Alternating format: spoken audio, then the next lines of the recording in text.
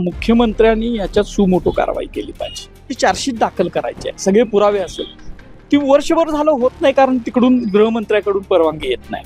या देशामध्ये गरिबाला वेगळा न्याय आहे, श्रीमंताला वेगळा न्याय आहे, सत्ताधाऱ्याला वेगळा न्याय आहे, ज्याची सत्ता नाही आहे त्याला वेगळा न्याय. अचानकच सारखीच लाईट जात होती पोलीस स्टेशनमध्ये, अचानकच त्यांच्या कॉम्प्युटरमध्ये युनिकोड सपोर्ट करत नव्हता. काही पद्धतीचा दखलपात्र गुन्हा दाखल करून घ्यायचा नाही, अशा पद्धतीची फसवणूक काल त्यांनी आमची केलेली आहे. महाराष्ट्रात सध्या महापुरुषांचा अवमान करणाऱ्या व्यक्तींची संख्या ही वाढतीच आहे. दररोज नवनवीन व्यक्ती महामानवांविषयी तथाकथित कथा सांगतायत, तर संतापजनक वक्तव्य करून महापुरुषांचा वारंवार अपमान करतायत. कोल्हापुरात सध्या एक असंच प्रकरण गाजतंय.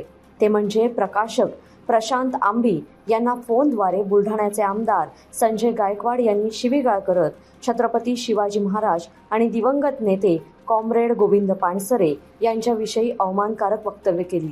बुधवारी मध्यरात्री आमदार गायकवाड यांनी आंबी यांना फोन केलेला. त्या दिवसापासून शनिवारपर्यंत प्रशांत आंबी हे पोलीस स्टेशनच्या पायऱ्या चढतायत. कारण फक्त गुन्हा नोंद करण्यासाठी. दखलपात्र गुन्हा आमदार गायकवाड यांच्यावरती दाखल व्हावा अशी त्यांची मागणी आहे. मात्र पोलीस प्रशासनाकडून त्यांना योग्य ते सहकार्य मिळत नसल्याचं त्यांनी सांगितलंय. कालपासून आम्ही जे अनुभवतोय पोलिसांच्या बाबतीत, त्यावरून मला असं कळलेलं आहे की या देशामध्ये गरिबाला वेगळा न्याय आहे, श्रीमंताला वेगळा न्याय आहे, सत्ताधाऱ्याला वेगळा न्याय आहे, ज्याची सत्ता नाही आहे त्याला वेगळा न्याय आहे. कारण संपूर्ण महाराष्ट्र जे प्रकरण 2-3 दिवस पाहतोय, जे कॉल रेकॉर्डिंग ऐकतोय, ज्या धमक्या ऐकतोय, जी शिवीगाळ ऐकतोय, यातली कोणती गोष्ट पोलिसांना दखलपात्र वाटत नाही.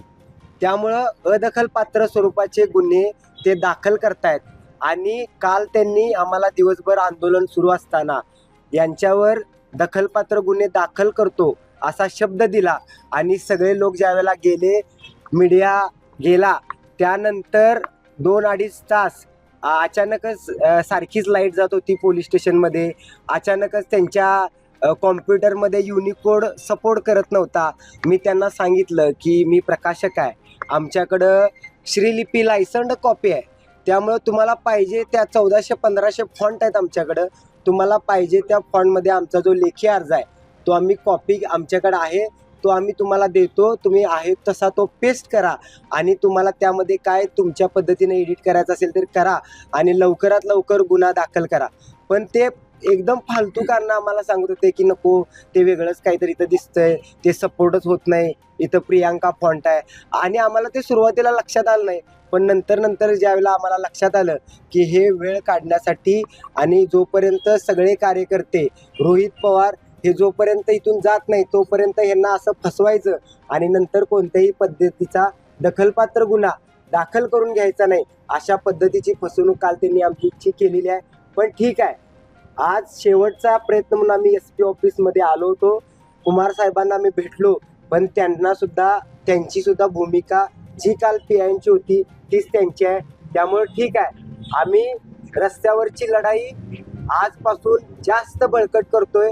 पोलीस प्रशासनाचा आम्ही निषेध करतो. आज प्रशांत आंबी यांच्यावरती जी वेळ आली आहे, तसाच काहीसा प्रसंग कोल्हापुरातील इतिहास अभ्यासक इंद्रजित सावंत यांच्या बाबतीतही घडलेला. प्रशांत कोरटकर या व्यक्तीने इंद्रजित सावंत यांनाही फोनद्वारे संभाषण करताना छत्रपती शिवाजी महाराज आणि छत्रपती संभाजी महाराज यांच्याविषयी वादग्रस्त वक्तव्य केलेली. या प्रकरणी कोल्हापुरात गुन्हा नोंद झाला.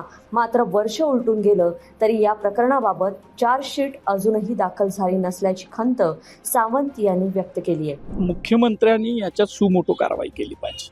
मला सुद्धा त्या प्रशांत कोरटकरचा फोन आलेला. त्याच्यानंतर मी प्रकरण लावून धरलं, त्याला 14-15 दिवस तो जेलमध्ये होता. पण त्यानंतर त्याच्यावर जी चार्जशीट दाखल करायची आहे, सगळे पुरावे असेल, ती वर्षभर झालं होत नाही, कारण तिकडून गृहमंत्र्याकडून परवानगी येत नाही. आत्ताच्या ह्या गायकवाडांनी जो फोन केला त्याच्या प्रकरणात सुद्धा तसंच आहे की कोर्टात पोलीस केसच नोंदवून घ्यायला तयार नाहीत असं दिसतंय सगळ्या प्रकरणामध्ये. आणि मुख्यमंत्री त्या विचारपीठावर असताना धडधडीत असत्य आणि खोटं हे जर असा तो धीरेंद्र शास्त्री नावाचा कोणतरी एक माणूस येतोय महाराष्ट्रात आणि तो महाराष्ट्राच्या मुख्यमंत्र्यासमोर शिवाजी महाराजांचा अपमान करणार, अशा वक्तव्य करत असेल तर त्यांच्यावर कारवाई करायचं दायित्व, कारवाई करायची जबाबदारी मुख्यमंत्र्यांची आहे. त्यांनी ती करायला पाहिजे. आणि असं जर झालं नाही तर एक वेगळ्या पद्धतीनं हे जे काय सातत्यानं शिवाजी महाराजांच्या बद्दल, ते कोश्यारी नावाचा एक राज्यपाल होता बघा आपल्याकडे, रामदास न होता तो शिवाजी कोण पुसता असा म्हणणारा, त्या नालायकाला पुरस्कार दिला आणि त्याचा सत्कार आपली माणसंही करायला लागलेली आहेत. तर हे जे काय सगळं चाललंय हे ठरवून चाललंय का अशा लोकांच्या मनामध्ये भावना हळूहळू तयार व्हायला लागलेल्या आहेत. आणि तसं जर झालं तर मुख्यमंत्र्यांवरचा किंवा या सगळ्या लोकांवरचा विश्वास कमी होईल, तो उडेल. मग तुम्ही कितीही तुमची यंत्रणा लावा, कितीही तुम्ही प्रयत्न करा, पण शेवटी भारताचं बोधवाक्यच आहे की सत्यमेव जयते. त्यामुळं सत्याचाच विजय होणार. कारण हे 150-200 वर्ष झालं चाललंय रामदास शिवाजी महाराजांची गुरु आहे, रामदास शिवाजी महाराजांचं गुरु आहे असं सांगायचं. कुणी मान्य केलंय? एक विशिष्ट समूह सातत्यानं सांगत असतोय. वेगवेगळ्या प्रचाराचं तुम्ही माध्यम म्हणून करताय. सामान्य जनता हे कधीही मान्य करणार नाही, कारण त्याच्यात सत्याचा अंश नाही. वारंवार महाराष्ट्रातील महापुरुषांचा अवमान करणारी वक्तव्य आजही सर्रासपणे केली जात आहेत. सार्वजनिक ठिकाणी कधी फोनद्वारे अशा पद्धतीने ही वक्तव्य करून महामानवांचा अपमान केला जातोय. महामानवांचा अपमान करणाऱ्या या व्यक्तींच्या विरोधात कोल्हापुरातील प्रशांत आंबी आणि इंद्रजित सावंत आजही आपला लढा लढतायत. मात्र प्रशासनाकडून त्यांना योग्य ते सहकार्य होत नाहीये, हीच त्यांची मोठी शोकांतिका आहे. अशा पद्धतीने महामानवांवर वारंवार वादग्रस्त वक्तव्य करणाऱ्या व्यक्तींना रोखणार कोण, असा सवाल आता महाराष्ट्र विचारतोय. लोकमत.com साठी कोल्हापूरहून मी दुर्वा दळवी.